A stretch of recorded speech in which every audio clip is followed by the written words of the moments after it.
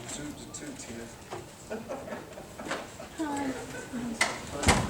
here.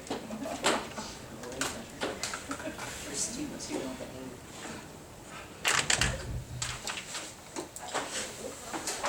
This is a great turnout. It's really good to see everybody. And thanks for coming. I'm with Tom.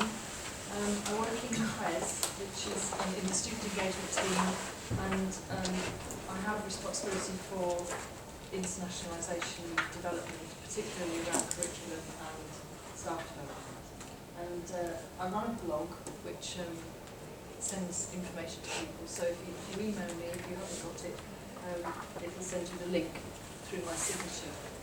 And what I'm hoping to do is that if we would record in this session today, because there are lots of people who want to come who can't, and obviously it's restricted, somebody won't be able to come. So I'm going to put the film of this up on the blog, so it will be available to staff. So if you have any objections to being filmed, I should sit away from the camera so they can't see. So, without more ado, I will introduce our speakers this morning. Hello, come in. Yeah. Do you want to go squeeze over if you do forward? Okay. Oh no, come in. Yeah. If you go there, I'll go here. So, the idea of a community of practice is that I wanted to inject a bit of life into the internationalisation debate in the institution. There are lots of people who work in different places. We're all very busy. We don't really have time to share ideas or talk to one another. And I thought the occasional lunchtime session like this would go down well, get us to start thinking and meet other people who are doing the same things, and perhaps set up initiatives, new projects, share ideas in various ways. We can certainly use the blog in that way as well. You can use the discussion forum on the blog to carry on the conversation. The aim of the session is, as I say, to share ideas, share problems, have a bit of discourse, and just have a bit of fun really. And we chose the topic, should international students be taught separately? Because there was a bit of a debate around that, I think hyped up by the Times Higher in the summer, because Bath Spa University launched a new foundation programme for international students who were going to be taught separately in their first year. And the idea was to address their language needs and their study support needs, and then launch them into the second year of the degree course. And there was a lot of controversy about whether that was a good idea or not. Very much summed up by an email I had from a colleague this morning who said, I can't make this, but I'd be grateful if you put forward my views. I don't think international students should be taught separately because it defeats one of the main purposes of their visit to the UK, to experience the British education system and society. It affects our students negatively, even though they may not be aware of it, because it doesn't expose them to other cultures and people whose first language is not English, hampering their own students' their own employability, their knowledge about diversity, their ability to interact and work with a variety of people from different backgrounds. It compromises the university's equality commitments, it is in effect discriminatory, and it sends the message that we're not willing or able to integrate international students. And there's some other points there.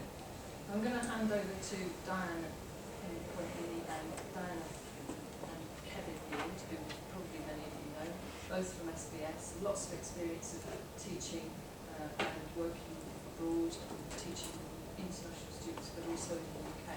And they're just going to say a bit about their experiences, just to kind of guide us through the ideas, and then throw it open to everybody. So who's going to... I'm Kevin Neal. I'm one of the heads of the department in the business school. My claim on why I'm doing this, I guess, is that I set up what's now the big cooperation in Hong Kong, which is SHAPE, which started off with just my department and has now gone across the university. So I think we've now got in Hong Kong probably something like 7 or 8 students all at SHAPE, and all being taught by us at various study schools and what have you, so yeah, I'm responsible for that. My doctorate is also rather pretentiously called Questioning the Myth of the Chinese Learner. It wasn't at the time. So I got some notoriety from that account. I get asked by subject leaders if they can actually teach Chinese students separately. We have on postgraduate, I'd say sort of 95% of our students are international, not including EU. On undergraduate, on hospitality and tourism, they're probably around about sort of 30%, 25 to 30% international. And I've been asked on the undergrad if I'd allow the timetable to allow Chinese students to be taught separately, to be in separate seminar groups. And the reasons given are probably what you all know, things like, well, the Chinese students won't mix with the UK students, students sort of don't talk to others, the UK students don't like being in work groups, with students who don't talk, they think they're kind of, and so on. The answer that I gave was quite simply no, you're not going to do it. And the reason I think are fourfold. One is, from the research that I've seen, and was reading the email from Viv, is that sort of Chinese students aren't just coming here for the course, they're coming here for other reasons, one of which is to sort of make friends, to be part of sort of an English culture. If you do that, sort of pushing them to one side, that's just not going to happen. So no on that one. I also don't like this idea that we're almost getting a ghettoisation of Chinese students if you were to do that. And I think there's something to be done around halls of residence on this as well. To understand it, there are certain halls of residence where we actually put in Chinese students. So you're actually sort of forcing them into this sort of, into the one culture. So I don't like that. The third reason is quite simply on things like language skills. We ask for IELTS 6 across the board, which is not particularly great. If you then sort of put people separately, what starts happening is, as we know what happened, they will speak in Mandarin to each other. And they will count on, and what will happen will be that the language skills don't actually improve over time. They virtually stay pretty much where they are. And you almost have it. I have to remember in Hong Kong not to get angry with people on phones. I've actually realised what they're doing. They're actually translating from English they don't understand. They're not actually on the phone messing about with text and email and the rest of it. They're actually trying to translate something that I've written from there. So I have to remember that. But those things don't improve. And I see with our Chinese students who come with us on the undergraduate course, a massive change in them from sort of year 1 to year 3. As their sort of English improves and it ramps up across time. You're not going to buy them separately. What we did in this, we were very lucky because I've ever been to the 12th floor here and seen our facilities. We have this rather wonderful restaurant and we've got $3.5 million to refurbish everything. We had all this about people, the Chinese students won't mix and you won't get into cultural thing. And we did a very, very simple thing. A lad in my department, Rob Haywood, did it. And he actually said what he did was, he actually got them to run the restaurant. So he got the Chinese students to do something very simple, which was to run the restaurant as a Chinese restaurant and run it as that for the benefit of the other students. And then the UK one ran various sort of other themes on that and ran it for the benefit of everyone. The impact of that was they suddenly started talking to one another about what they'd done and how they'd done it. And it was the first time we got any sort of really gelling process that came from that, where they sort of found a common ground. And I think, importantly, the sort of Chinese students found something that they were good at, and they were able to sort of bring that into it. And what you won't know is from next September, we'll have a Chinese restaurant on the 6th floor that Hong Kong Millionaire is buying for us. So we will have that, and that will be there from next year. That's a plug, by the way, for that, but nothing to do with this. And then the last reason why I don't want to talk separately is, you probably realise in the business school we keep getting all these accreditations. So we've just got one called EPAS, which I'll not go through what the acronym means, and we're going for the one called AACSB. Part of what we have to show on that is how international we are, and how we get internationalisation into the curriculum. And one way that we've done it, and one way that the sort of EPAS and AACSB like it, is to show how we integrate students and we give them that international experience within the classroom by being part of an international group. If you look at our industries, our main ones are hospitality, tourism, events, food. The first three are massively international, no matter where you go. and they've got to be exposed to that. So being exposed in the classroom to it, coming across a country of 1.odd billion, understand that culture is from a European side is important, right? That they actually see that, and for that, I would give those 4 reasons for why I would not allow it.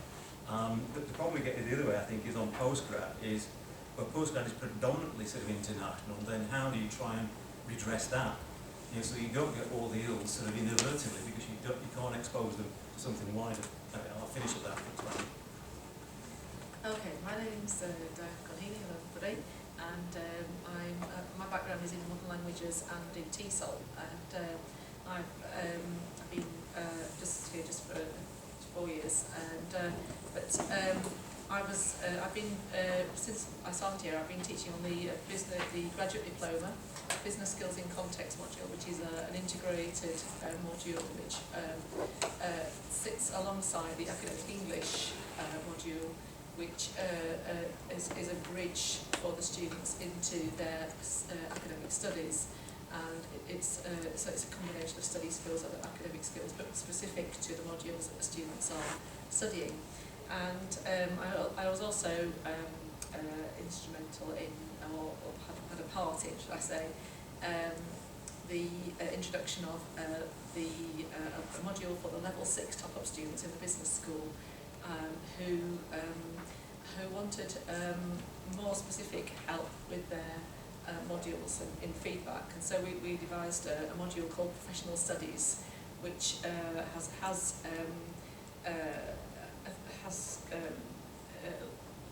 threads, or basically it's looking at it's academic skills. Again, it's alongside the academic English. So it's academic study skills. It's but specifically using specific materials from the course, the modules that the students are studying in the business school, and it's also it has the employability element there as well, which we actually do at company visits. This is all based on feedback from the students, so it's a tailored module which replaces one of the business modules, and we've had fantastic feedback from the students on this. It has raised achievement noticeably, and statistics have actually improved. And so I think for me this is a much better way of supporting international students than giving them a 1 year taught separately in their first year. I think that's really, as I certainly would go along with Kevin, I think that's definitely the wrong way to go. And also your person who contacted you there earlier on that said it was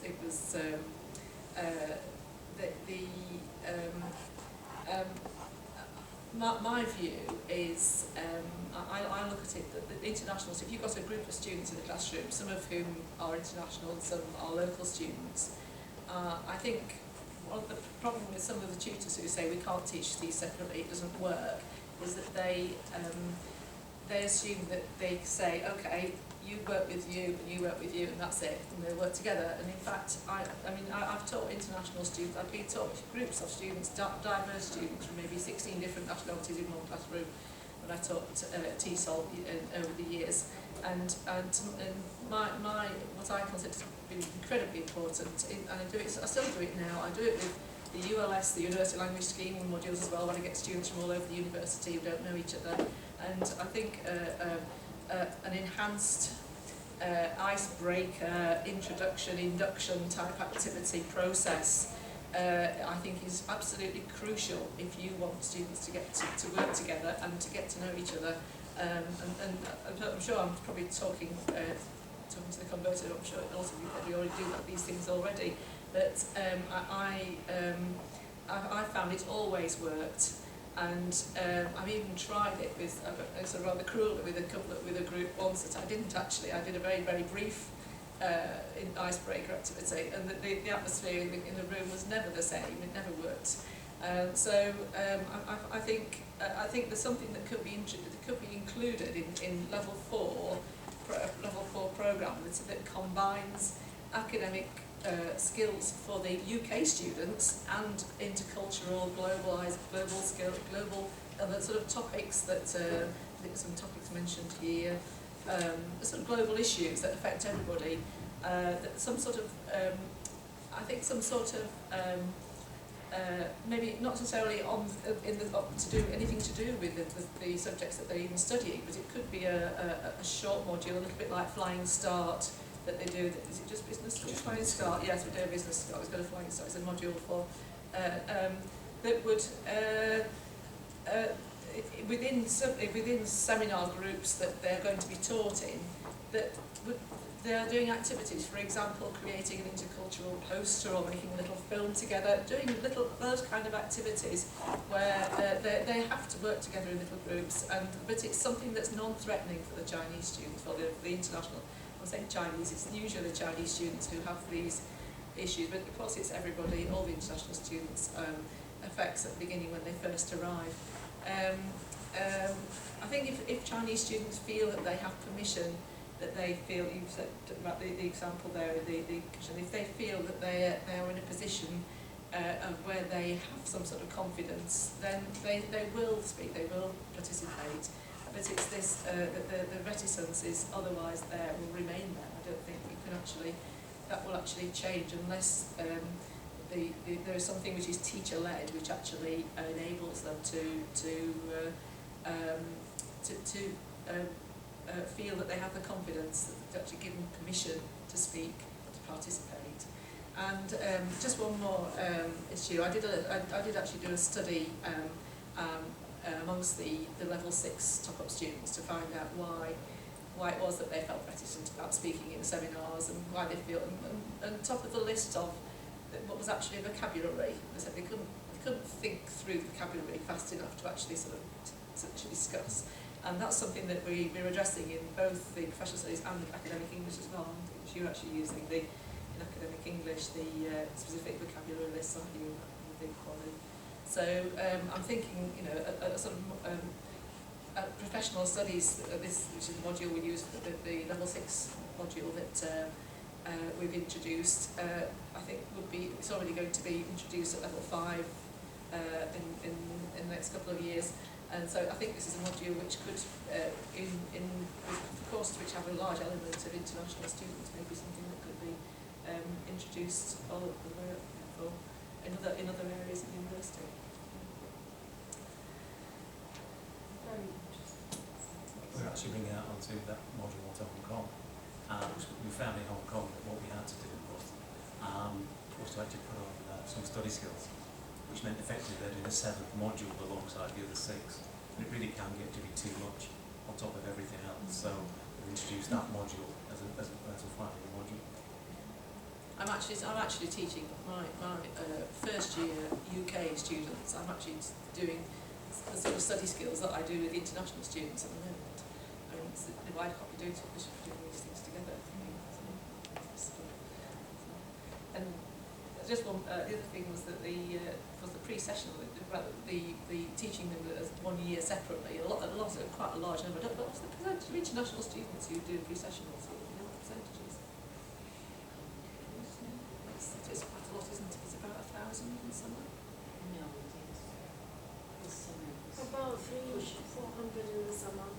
Yeah, but then we've got courses throughout the year, so Yeah. You have hundreds of in the summer. Yeah, it is hundreds. It is a lot, It's isn't gone it? as high as nearly 800. Yeah. So there are a large number already who do a pre-sessional 5 or 10 week English course before they start in September. And some of them do a longer pre-sessions, depending on the English level. So we do get the cultural input.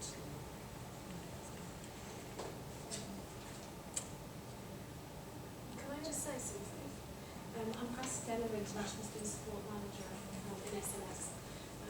Thank you very much for inviting me to this debate. It's an interesting debate because it looks like everybody thinks the same. Nobody thinks that international students should be taught separately, which is great. But my question is then, what do we do if we all know that they should be well integrated with other learners, particularly UK peers, but at the same time our recruitment policies do not correspond to that belief that international students should be integrated? Should we mean then, when we're recruiting postgraduate students for our courses, we should ensure that we have a really good mix of nationalities of UK students studying on the same course, so we can give them the experience that they want when they come here. Because we hear that from Chinese students in particular, we get this comment over and over again, I thought I'll be studying with UK students because I'm coming to the UK, and I went in the classroom and they were all Chinese. So there's this huge disappointment at the very start when they come, especially on the postgraduate courses. So how do we address this discrepancy? What do we do? And if you can't address it, because the business, the demands of the business have to be met in some ways. So then we are effectively then teaching them separately because they are in 95% Chinese classes. So then we believe we shouldn't, but in reality we are. So what do we do to alleviate the problems that we get and the fact that we are under-delivering on a promise we haven't necessarily made, but it's implicit in their heads. We're going to England, we're going to study with English people, and they come and they study with Chinese students alongside them. I haven't got the answers, but I'm asking the question. Maybe somebody else has got ideas. That was the very first point I was going to raise here today. I think our recruitment is very polarised, and whatever we say, we end up, I teach a module called Electronic Crime, and in my class I have 99% of the students Chinese. Why is that? Because of the nature of the recruitment in our courses. So I don't want to teach them separate, but that's what I do. You are teaching them separately. Whether I want it or not, that's the reality.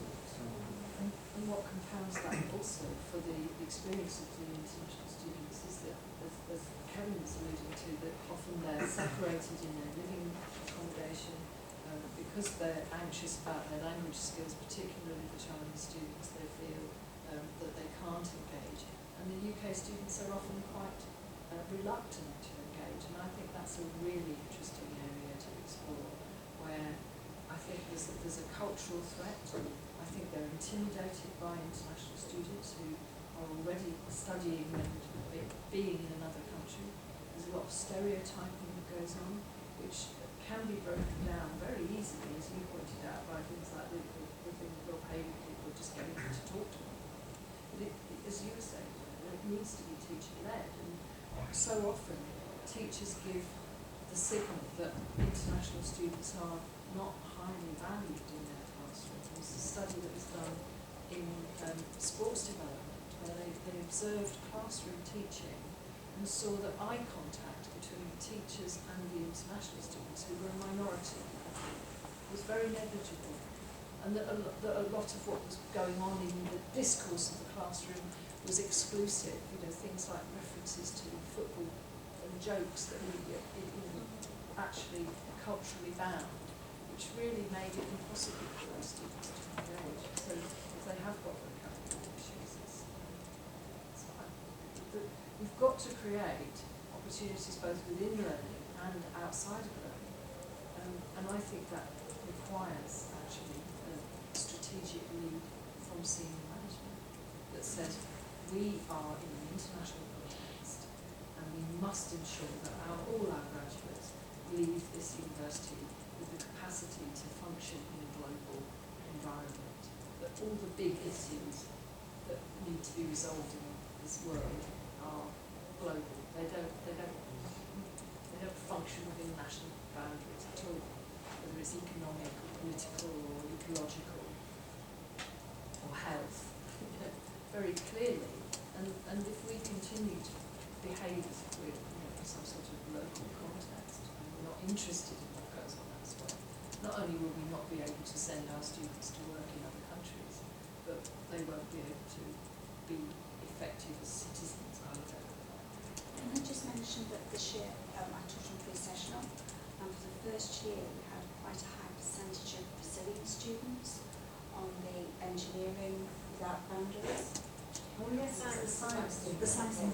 And they were very, very high level English, extremely high, and they were not just the Chinese, so getting away from the Chinese, they were also housed together, and they were really, really disappointed Brazilians were very, very kind and very polite, and they invited the Chinese because this is their culture, and they do actually look after people, vulnerable people, and they saw the Chinese students as vulnerable people. So they took them out, got them drunk, and they really socialised very well. So that wasn't a problem. So, but the main thing that they were disappointed about as well was the accommodation, putting them in blocks of nationalities. They were all disappointed. It disadvantaged all of them as well. The other thing that I wanted to mention was, because I do have some dealings with Sheffield University as well, international students, and the social activities and creating societies. We have very, very good, I'm talking about outside teaching, we have a very good conversation club. But we don't have anything any higher than that. What I'm speaking about specifically is an international debating club. Because the Chinese students in the classes that I teach, while they may not be at the forefront of presenting the debate, they are excellent at organising it, organising the argument. If they're a little shy, actually standing up and presenting it. So within a team, they are highly valued in a debating class. And so this is bringing them forward even more. So it's not just it's the mixing out of class as well, I think. And I think we could perhaps learn a little bit from putting more emphasis on the social acts. One of the ways that we are addressing that with the level 6 top-up students is that we have a mentoring system, and we've recruited some final year students, as student support tutors, who have in semester 1 with the final year top-up students. They have an hour and a half a week in class with them. We do discussion activities, talk about the news, business-related topics, and we're having a Dragon's Den next Monday night. The students have to pitch a product or a service to invited guests from the business community, and they also have we don't have to, but we encourage the UK students to organise social activities with the Chinese groups, and some of them are going to the fireworks on Wednesday, some of them they go out for meals, they go bowling, and the students really value this, and obviously the top students are almost all Chinese, but they do have this semi-social contact with some final year UK students, and that's gone down very well. They're really appreciating it. It's they really enjoy it. Yeah, I'd say that's right for the ones you've got. Yeah. It's in there 100%. I think you've also got to do things just to challenge things around the university. You've got to do things like challenge the timetable, because you'll get a timetable that just coughs up virtually a whole Chinese group because they'll do it alphabetically or something like this. And you challenge that and kick it back. And you challenge how, you rip the timetable up. Because our timetables are almost exclusively on the idea that there's a lecture followed by a seminar. And they'll want a timetable towards that. Now, as far as I'm concerned, as a head, you've got 36 hours. And that 36 hours to use it as you want to use that. Because if you are going to use, I've done things where I realise things like a seminar group with 25 in it is no good. If you're trying to get something, it's not going to work. So I did it in Hong Kong and it was off crackers last month. Because I actually did 18 half-hour groups of 6 on the bounce. But it worked, because if I got them in Hong Kong, I had them in groups of 30. Right? And if you did the 30, it's going to be like pulling teeth for an hour.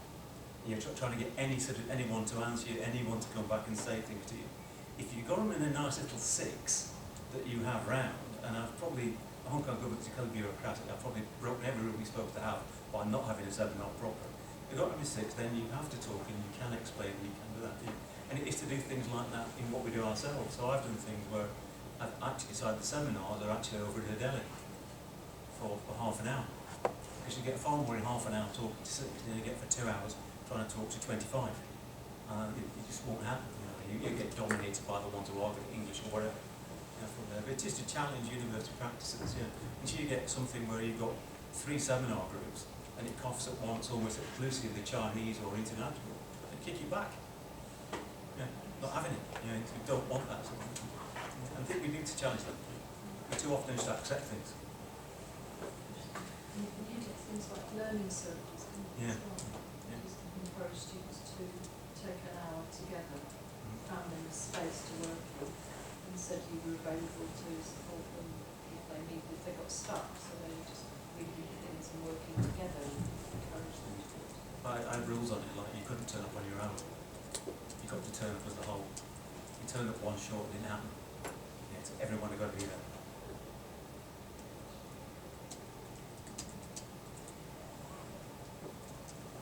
The peer mentoring that you were talking about was a website, and I'll send everybody the link to that, which describes how it was set up, but also the enormous positive development of the peer mentors themselves, who, although they were there to help the Chinese students ostensibly, they learnt so much about Chinese culture, and I think several of them go to China, don't they, after they've completed this, they get the opportunity to go to China. So some of them, they had to compete, and it ended up with, I think last year, 2 students going to work in China as interns. So there are real opportunities for them that they wouldn't have taken on they thought of doing that experience.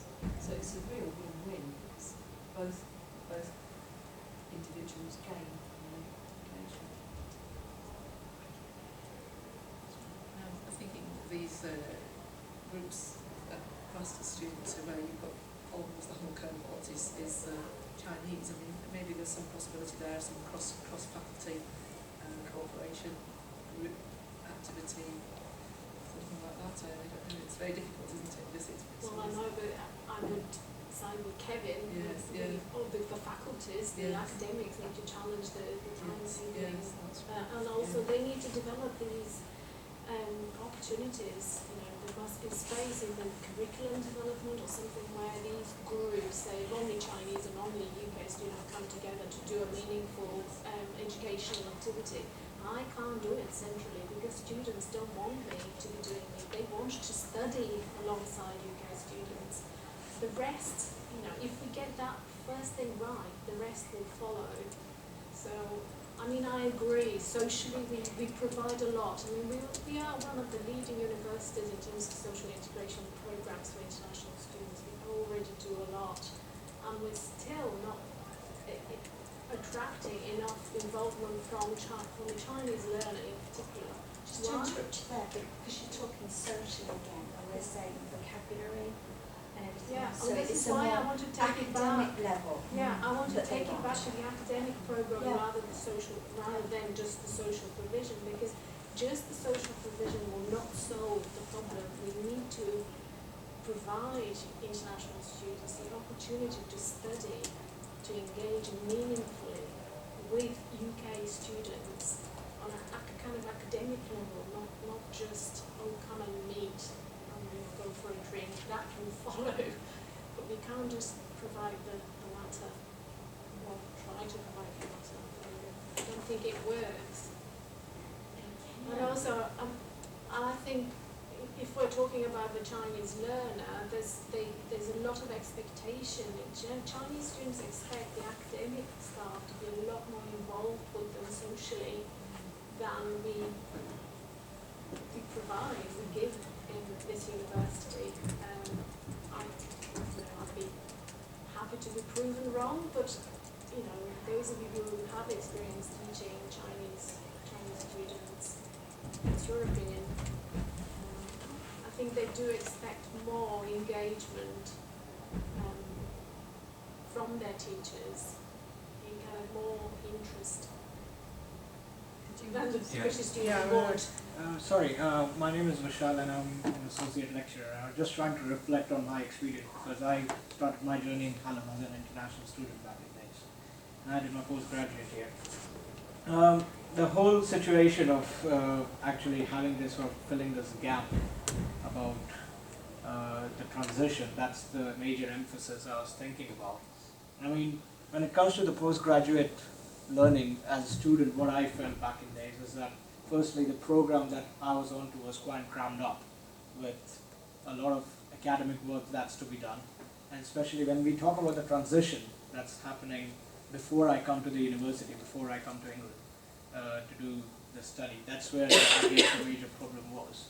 Because going back to my journey in 2009, when I started off studying in the MBA program, I was expecting certain things to be taken care of in terms of my prerequisites. And all that I was asked to do was IELTS as an English exam. And but I was not sure about things like, for example, critical thinking, critical learning, and critical analysis, referencing, and all those techniques. And I was always I used to keep on thinking that what if we actually place those prerequisites quite firmly in place before we recruit the students coming in? Because at the end of the day, we need to understand that the postgraduate study is just for a year's time. And in no time we feel that when we come here in September, we are just breaking out from Christmas during December and we have to hand in our first assignments. When we feel that there's not enough time left to cope up with those things. And on top of that, international students like me, we are quite much into looking for part-time jobs and all those things. So we are quite cramming our curriculum so much that we don't get enough time to fulfill our prerequisites in the first place, so that we can engage with the overall community of our students. And that's where the actual problem is, I believe. So I have always been in a situation wherein I thought that what if we have some form of prerequisite sessions in the home countries of the students, and then we put forth the recruitment. And that could be one way going forward. I mean, I do understand that there could be resources involved, and we need to put forth certain things like we need to send some academics from here and try to sort out those requirements. But at the end of the day, that's where the gap is. The other problem with that gap is the reason we ask you to do IELTS is it is a clear measure of, even if it's got many, many flaws, it's a measure of your language skills. Of course. How do we measure a student's ability to think critically or read critically before they arrive? How do we ask for it as a prerequisite when it's not really a quantifiable skill? Yeah. As clearly as, say, listening or reading. Yeah, but at least we need to train them on those things at least. Yeah. When I say about the prerequisite, we are not looking for some of the assessment whether this particular student was 8 out of 10 on critical thinking or not. Yeah. But at least to let them, make them aware of what do we mean by and what is it to study in a UK education system. Because clearly the Indian education system where I come from, I did not have a clue of what critical thinking was about until the day I came here. And by the time I could actually know about it, I was already due with my first assignment. And that's where the whole gap is, and then we actually expect that the student can perform. And let's face it, we are like, as an international student, I have paid around a certain sum of money to do the things. And then if we are asking to come earlier than what I'm supposed to, then we are also looking at certain more finances to kick in. And it's an expensive course to run. It's an expensive proposition. I mean, there are various online resources that Absolutely, yeah. may be available now that weren't then. There's something called Prepare for Success, which Southampton produced, which is quite good if you follow it through. It explains how your role as a student is more active, that your relationship with your tutor might be different, how to think about the sources of evidence that you use, that kind of thing. And the idea that you might be asked to participate and your opinions are involved in the teaching process. I don't think that that's enough, but I guess in the current climate, the cost of sending somebody out to teach students before they come would be something that might prevent it from happening. But equally, it's what Prasy was saying earlier, that for me, I think that my abiding concern is that we have a recruitment activity, which is what internationals is about in this university. We all think about international work as going and recruiting students. It's a marketing activity that involves getting students here. And the relationship that most academic staff have with the Department of International Development or marketing is negligible. And even to the extent that quite often students are admitted and you don't know who you're going to get in your class until September. And the administrative staff often don't know until very late in the day. So there's the opportunities to then provide some kind of transition programme that would be valuable in the first week or two, using the kind of ice-breaking sort of activities that you were talking about and getting academic skills at the forefront, are very difficult to manage, because you might not know that you've got a group of international students, or which countries they've come from, until the final hour, you know, and that's no good, is it? There needs to be a better communication process and a better sense of engagement with the people that do the recruitment and the business work, and those who teach. I think it's not much to ask, but it's a structural issue. I had the misfortune to listen to a paper from a Swiss hotel school a couple of years ago, and it was where they brought in 250 Bolivian students from Bolivia to Switzerland down at Brig. And the thing that I found amazing about it was they talked about this about it became a ghetto, but they'd done no pre-preparation in arrival. And so they actually told them that Switzerland was going to be appreciably colder than Bolivia. So they'd actually turned up with the wrong clothes on. Well, not without the right clothes, but they did nothing up front. And it was being presented that they'd done something rather wonderful because they'd reacted to it. And they did it all after, all after the event and not prior to it. And you think exactly that. So when I've gone across and sold it to them, or probably at cost, we'll educate 250 in one go. We'll do it like this, for this price, and we'll do it. And everything's all-inclusive, the lot's there. And didn't actually do one thing towards the students. And they sold it to the government. Yeah, I just want to follow, something you said earlier. Then one thing is about that gap, thing. I think actually our university's professional English, this 5 weeks, 10 weeks. Personally, I feel really, really helpful, for international students.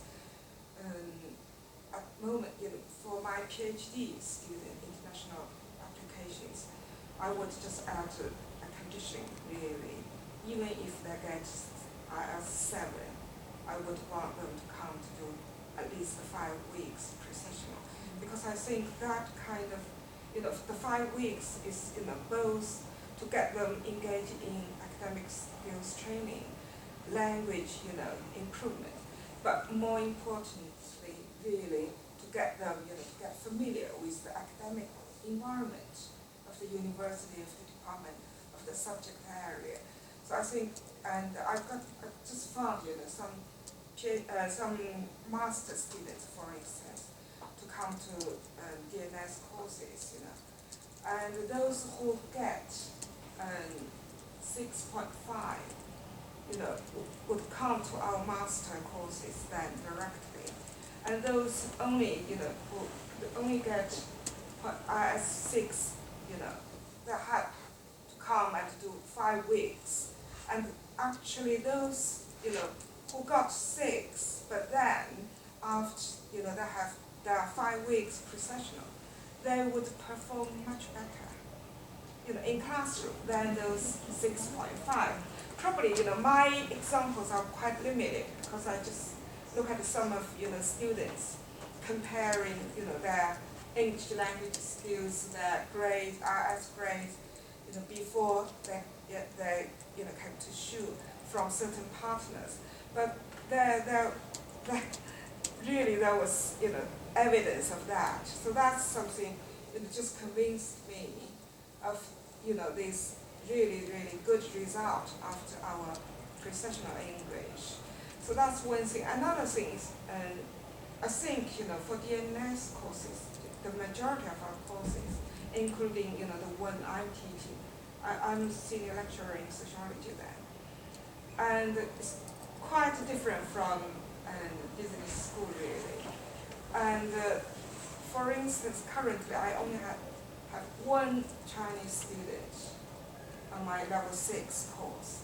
And these Chinese students, after she actually, she hasn't come to all the lectures and seminars, but when she first came, to my lecture, afterwards she said to me, you are the only Chinese lecturer I have seen during my 3-year study here. And she looked very happy. So I would expect her to be engaged more in my lecture, in the seminar, for this module. But actually, she didn't. She didn't come anymore. So, and then I only had her for one seminar, one lecture. During the lecture, I actually had a video for students about labor market, something about, international, and worker employment, that area. And then the video is really about something happened in one city in America and one city in Chongqing, China. And that student, her hometown is Chongqing. She's from Chongqing. So I wanted her to contribute more to that lecture, to the discussion. But she only said, I'm from Chongqing, from there. And then she wouldn't want to say more. So, and other students actually, showed great interest. They would want, to listen to more from her, but actually she just, wouldn't continue. And then during the seminar, again, I just found she sat alone, aside from everybody else. The seminar, the whole group, actually, I divided them into 3 groups.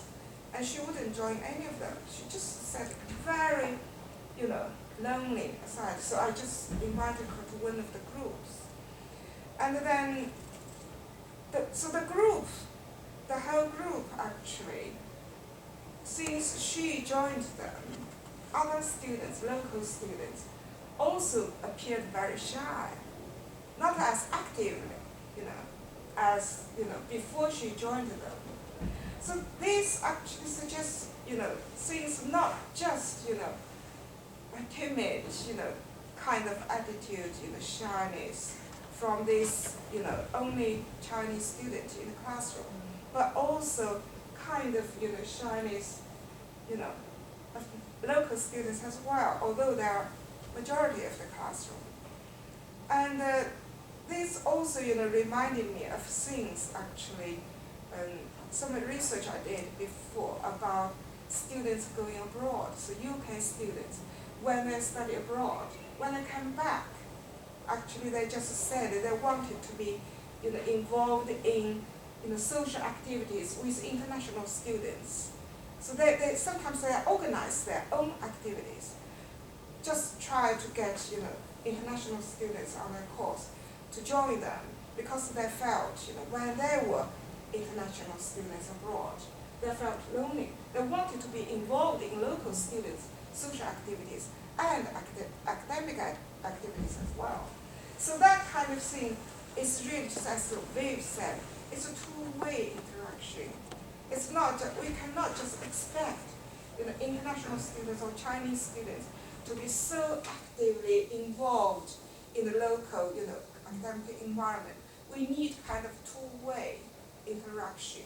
So that's kind of things we need to think about our curriculum, about our, international dimension, the real international dimension in teaching our UK students, or generate curriculum. And I remember, actually, in my research about international students, some international students, both Chinese and other nationalities, they just said, we don't want to be, labeled as international. We want to be, told or introduced as students from Sheffield Hallam. And this could only achieve when they, involved in some study abroad together with their course fellow students. So, for instance, they went together, to Canada. And then they could be introduced as students from Sheffield Hallam. So these students, international students and English local British students, when they're together, away from Sheffield Hallam, so they could think collectively as a group from Sheffield Hallam. So their identity is not really international. I think it is I mean, what you're talking about there is it's a very complicated process, and it's different if you've got large numbers of international students in a room, or if they're all from the same country, or if you've just got one. You know, that there are different dynamics and different things that need to happen. I think one of the interesting things that's coming out here is that there seems to be a sense in which we're saying that if, initially or at the beginning or in some contexts, it is valuable for international students to be taught separately because they do need to have an introduction to what is to the expectations, and also a bit of time to adjust culturally and to develop their language to the level where they feel confident and perhaps develop vocabulary to be able to Listening Well, skills that- as well. I think developing the listening skills, the tuning their ears into different accents, which you may not have heard in other countries. Would you agree there? For this, I mean, listening to we hear so many different accents, so many different. What I'm interested in is when you've been talking, you said that there's a very strong case for teaching all students academic skills together, and I don't think it's simply people from other countries who need to develop an understanding of critical thinking and referencing. It's all our students, and they all need that. So why not teach them that together, perhaps at the beginning, and use the kind of mentoring approach that we've outlined. But equally, I think there's a really interesting thing here, is that most of us don't have any idea what it feels like to study in a foreign language. And I think we all should. And I think we should encourage our students to learn another language, even if it was just to use BBC Online French or something. So they start to have an understanding of just how difficult it is and how it can silence you completely, even though you have a lot of things to say. Because you can't. You just can't think fast enough in another language. And we don't do that. I'm not agile enough with French. I spent 3 hours last week trying to write an email. Simple. I think you really have to sort of encourage the local students to sort of stop and think, put themselves in the position of these Chinese students who've studied really, really hard to get to the English that they've got to, in sometimes in a very short time, and have challenged themselves to go sort of the other side of the world to study. And would you do this? Would you go and study in a Chinese university? And it's, I think you need to really put the UK students on the spot a little bit more and make them help them to sort of, this is the sort of the part of the big part of the sort of intercultural awareness raising activity. But it is very one of the things that the mentoring program that we do with the top students, the mentors that we choose are almost all final year language students who have done their 18 months abroad, so they know what it's like. They know what it's like to be done their time in university. Yeah, but they're language students. I mean, They are language students. Yeah, So they do even have British that. students have the Yeah, lowest British uptake students. of Erasmus because they don't have the language Yes, skills. I know. Yes. Are they that willing to look They at this are side? incredibly parochial. Very parochial. Well, there's a few like we get in the classroom sometimes, you know, which UK students are really worried about their performance, particularly at level 6, because they say, okay, I'm supposed to work with all these guys at international, but I just can't. You know, my performance will be affected because I can't communicate effectively. So if you taught them all university study skills for a month together, nobody would be disadvantaged because nobody would know them. The UK student, home students wouldn't know it. They wouldn't know critical thinking and critical reading, and the international students wouldn't. So what, I forgot who was suggesting it, if somebody said that the international students are actually at an advantage when they begin because the home students don't know about critical reading, critical thinking, referencing. They don't know it either. They're 18, 19 years old and they haven't done it. So perhaps an induction into study skills so nobody knows anything. I think the issue is when you get students coming in at level 5 and level 6, as you were saying, the students, it's trying to integrate them into it's in sort of students coming into sort of ready-made social groupings within seminars and within groups and friendship groups. I think that is the biggest challenge, to be honest. is how to integrate the students into those groups. And I think that's where in some modules that the top-up students, they've been chosen, and they've been lecturers to say that we just can't, they just won't things. But I think sometimes you have to sort of, it has to be very, very assertive. Assertiveness on the part of the teacher then has the person who's leading the group has to be there. Say, these are the groups, these will be the groups you'll be working with, and maybe rather than just saying, okay, you're going to work together for your assignment, actually giving the students something to do from the first week, where they're actually working in the same group together as a group together, and you're going to be doing some formative tasks together before you do your assessment, and maybe that would actually help that situation. And if you make your group work assessment criteria based on how well they achieve according to UK aspirations and criteria, then you are setting them up for a very difficult challenge.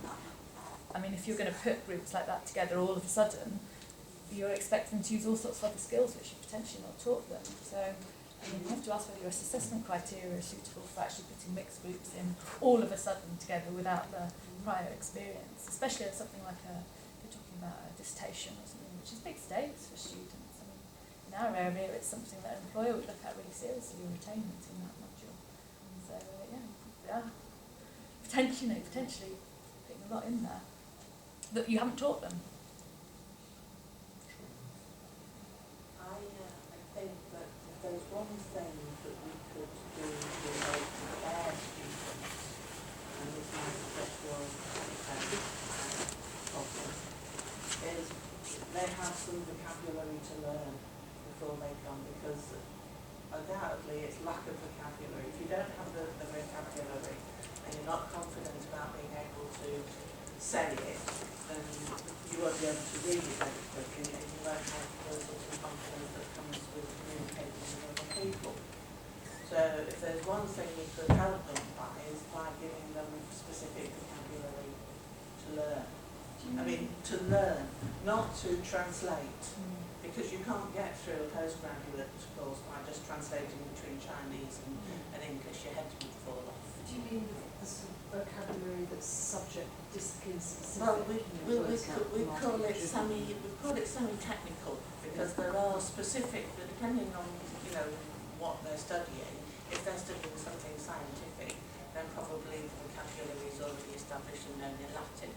But it does depend on the discipline and the subject. Particular issues for things like cultural studies and humanities and so on. And this is very specific. So it's about the organisation of information within a sentence. It's about vocabulary that is repeated again and again. Probably the academic word list would be a helpful way for them to start, but have an imaginative way of testing it, but encouraging students to learn vocabulary. I mean, it's boring, but if you can give it some sort of internal logic and make it attached to a text or a topic that you're teaching, it will motivate the students more. But it's a basic lack of vocabulary that slows the students down. I think for Chinese students, they study at least 6 years, some even from primary school, they study English. So they study at least for 6 years in middle school in China about English, language. Every week they would have lecture, they would have a lot of assessment. So their vocabulary shouldn't be a big problem, really. I think for them really is the environment. Language environment for them to practice, really. Like if they're crowded together in accommodation, this is a big problem because it's not university controlled now. It's private, I think now. And another thing is about this big classroom, crowded with over 90% of Chinese students. I heard a lot of complaints about that from Chinese students, But this is something could be, cross-faculty, cross-department, some activities to link them with other, local students from other courses, maybe English students or other international students even.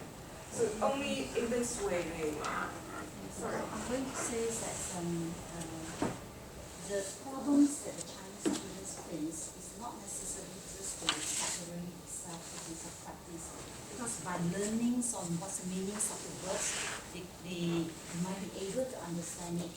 But to use it and produce it is a practice that they are lack of. So at the time it's very difficult to communicate them. And so I strongly agree with what you say that teaching them vocabulary does not to go through translation is very helpful. Because I'm from Malaysia, I'm not from China. And when I transform from Malay mediums to English mediums, the first thing that my lecturers taught me is that to proficiency in English is not just to learn the vocabulary, but you must also think in English. Not only just read and speak, but also think. So it is the venue or environments that we have to create for the students that they can produce. And in that way, having the kind of seminars and cohorts that you describe, the kind of classes, that is where second language acquisition actually happens. But I think some structure is worth the effort. But they need to be able to go out and use it in a real sense in order to acquire it for themselves, not just have it as simply learnt. Yeah, Because there is a difference It's between that idea of what you're saying, active vocabulary, not just passive knowledge. But let me tell you this, when I'm faced with students who doesn't understand the word garage or the word broad in the classroom, you know, that kind of level, you know, they it's still in technical.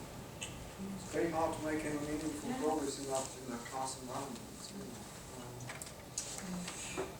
So for me, that's I think vocabulary. I take the point. For me, vocabulary, if anything else, I would like it. Well, I think we've obviously people have to go. It is 2 o'clock. Can I just thank everybody for coming, and particularly to thank Lara and Helen for starting us up, and for all the contributions. It's very interesting. I think we've ended up talking about language again.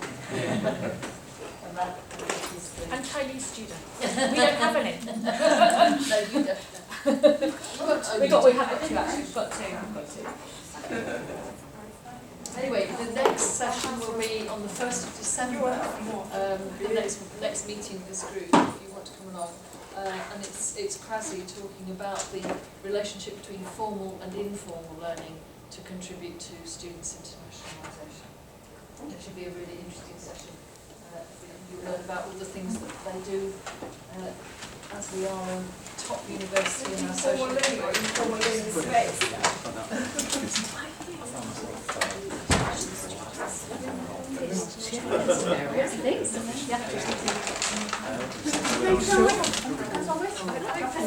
Sitting in some religious sit down again. You can sort of go in there, but then you just take a tiny baby walk. I'm left here with a clean No, there wasn't. But I told you, didn't I, Kevin, that the... Thank you, Wee. Thank you. I guarantee that sort of